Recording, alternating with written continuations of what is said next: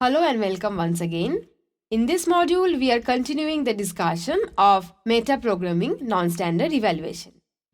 Here, we will let you know how to create an environment and how to evaluate an expression under this environment. We will also show you how to create two environments simultaneously, one being the parent of the other. So, here we will tell you how to use the elements of both the environments and how to evaluate expressions under these two environments. So let's see what is there in the discussion with lots and lots of examples which will help you to know this topic more vividly. So let's see what is there.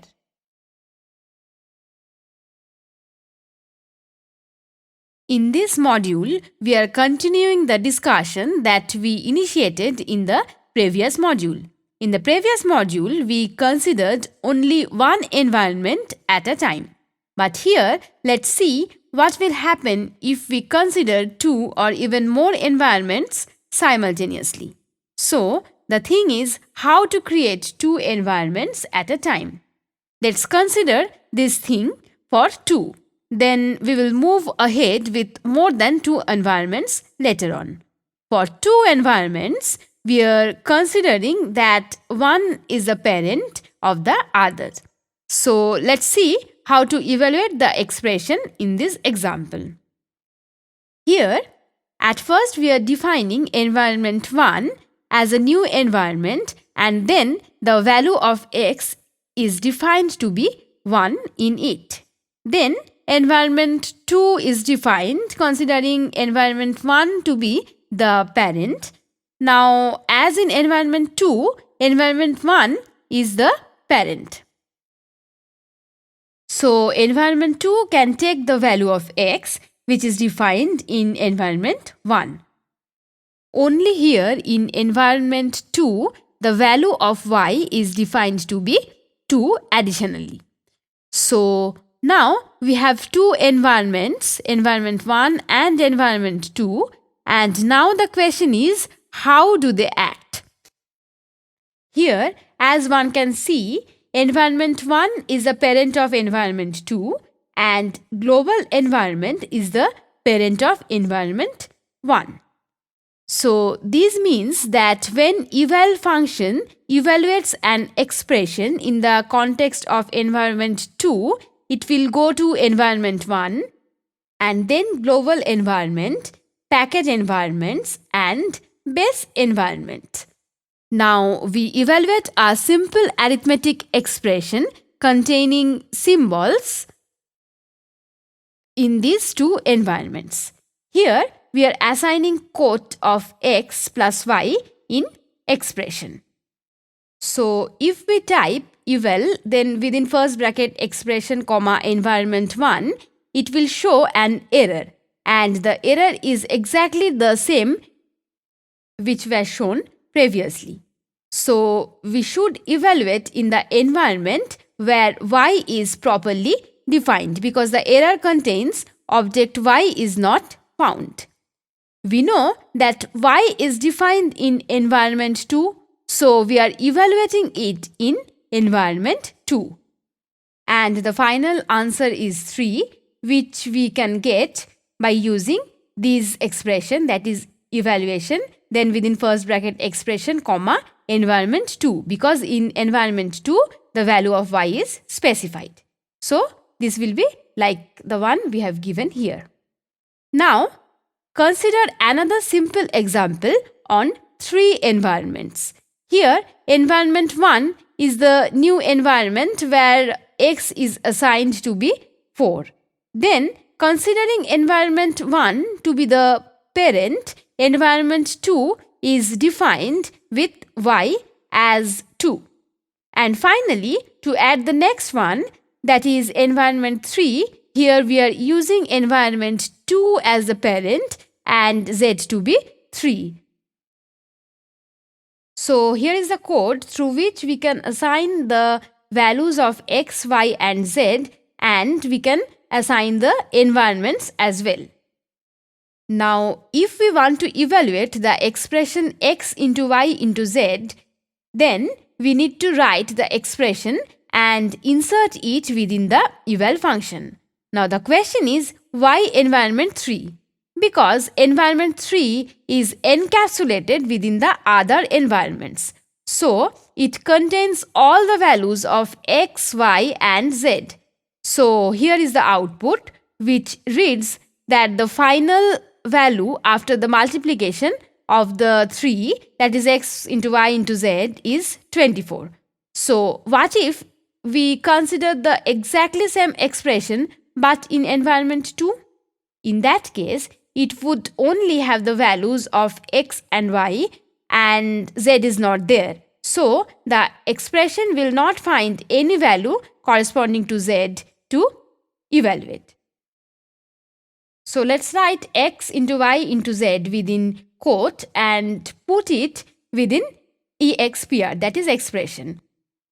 Then, we are putting expression and environment 3 within the eval function, and finally we are having the output as 24. In fact, the eval function, that is eval within bracket expression comma environment comma enclose, basically follows some of the logics to evaluate a quoted expression, and the logics will be like: if env is an environment, then evaluate expr in environment by looking for symbols all the way along environment and its parent environments until found. If environment is a list, then evaluate expr, that is expression, given the symbols defined in the list. Whenever a symbol is not found in the list, the function will go to enclosed environment to find along the chain until found. Now, if a symbol is not found until the empty environment is reached, then we will say that an error will occur. Now, what do you mean by empty environment? Actually, it means the only environment which have no parent.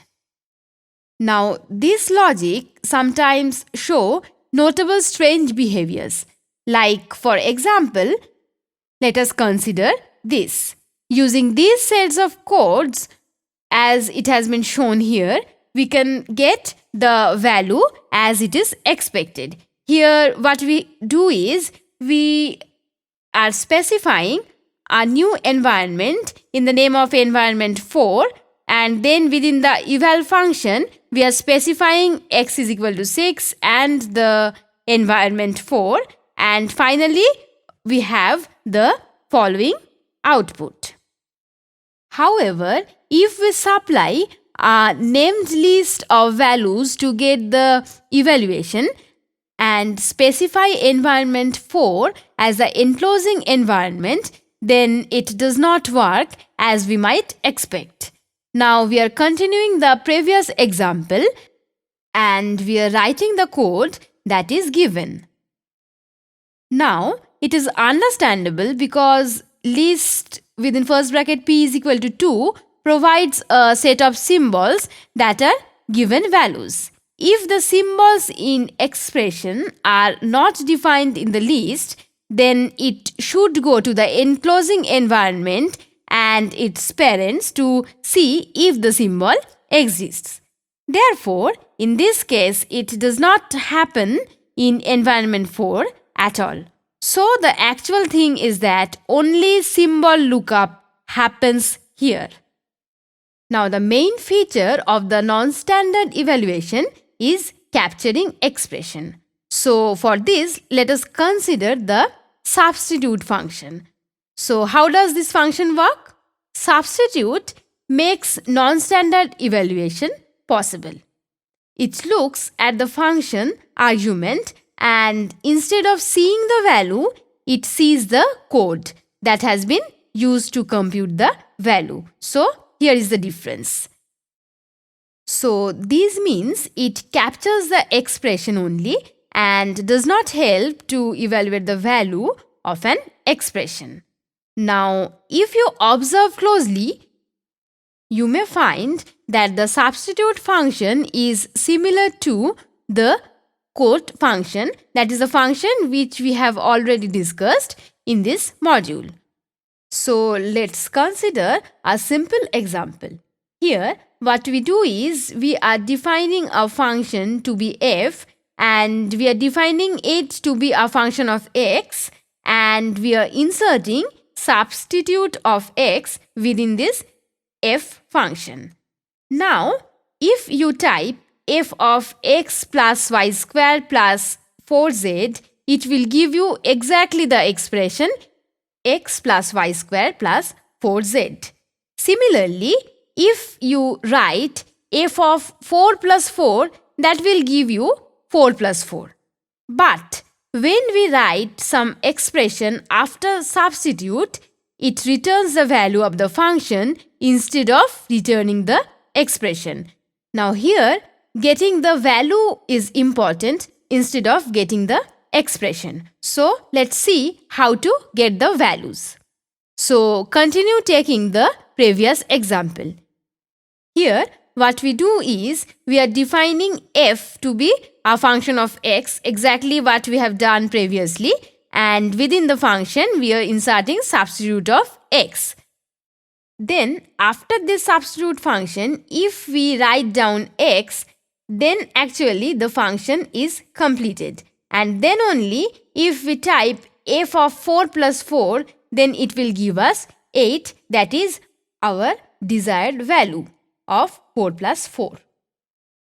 Now just remember, if we write the expression before substitute, then it will return the expression only instead of evaluating the value of the function, and hence our objective was not fulfilled in that case, because primarily our objective was to get the values, not the expression, because expression is something which we are already giving. Now again, consider the example which we had gone through a little while ago. Here what we are doing is that we are defining f to be a function of x, then we are writing down x plus 2 within the function, and then after x plus 2 we are writing substitute of x, and then we are closing the bracket of the function. Now if we type f of 4 plus 4, then again it will give us the expression 4 plus 4. Now the thing is clear to us, as we know from the previous discussion. Here also x plus 2 is not written after substitute, instead it has been written before this, so we are getting the expression, not the value of the expression. So the example is exactly the same with that of the previous. For now, we won't worry about exactly what the substitute function returns, that is the mechanism behind it or how it works. Actually, this is the topic which we will discuss in the following module. Now, here comes the idea of the departs function. So again the question is where the function will work. Actually, this substitute function is used with the departs function. So the question is, what is the departs function? Departs function is similar with substitute function. That means it also gives an expression and it turns the expression into a character vector. For this, let us consider this example. Here, g is a function of x containing departs of substitute of x. So here is our g.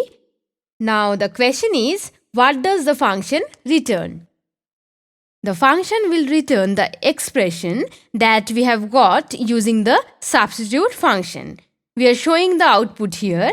If we type g of 4 plus 4, then it will return us 4 plus 4. Again, by writing g of x plus y square plus 3 into z, we are exactly giving what we have given here. That is the expression x plus y square plus 3 into z.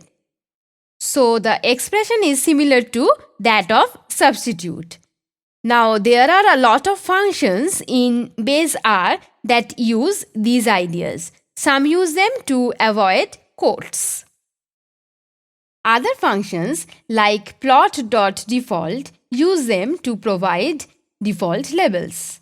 Now, data.frame also uses the similar idea. If you build a data frame containing x and y with x containing the numeric values 1 to 4, whereas y contains the first 4 letters, that is, our x will be like the one we have given here, and y will be letters 1 to 4, that is A, B, C, and D, and hence our data frame will be constructed with x and y. Now, in this module, we have learned some of the aspects of metaprogramming, and in the next module, we are going to learn the use of subset function and many more. Subset is particularly useful application of non-standard evaluation and is broadly used as well. So let's stop here and try to understand the things that we have discussed in this present module. So in the last two modules, we had some basic elements of metaprogramming non-standard evaluation. We came to know what actually the mechanism behind this metaprogramming is, and with the examples, these mechanisms came alive before us. So this is what metaprogramming actually is. We also discussed about eval function, substitute function, the syntax of these, some examples, and many more in this module. So we are stopping the discussion of metaprogramming non-standard evaluation here, and from the next module onwards, we will come to know what subsetting actually is. So let's stop here and let's concentrate on the next module.